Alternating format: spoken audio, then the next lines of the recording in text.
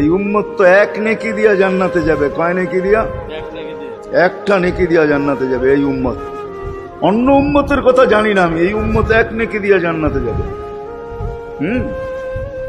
নবীর একটা আদর্শের কারণে জান্নাতে যাবে। সিরত মানি আদর্শ, আর এটা আমরা কদমে কদমে মুহতাজ।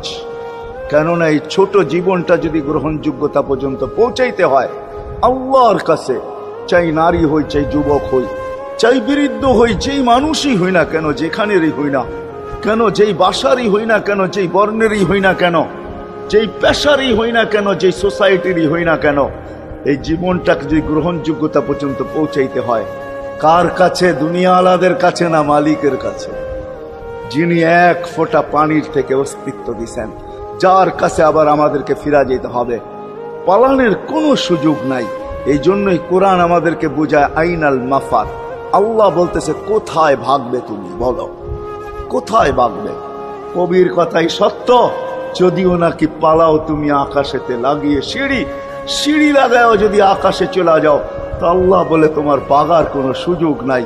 কেননা ইল্লা বিসুলতান, ওইখানেও আমার রাজত্ব, এইখানেও আমার রাজত্ব, ডাইনো আমার রাজত্ব, বামে আগে পিছে উপরে নিচে সর্বত্র আমার রাজত্ব। আমার রাজত্বের বাহিরে যাওয়ার ক্ষমতা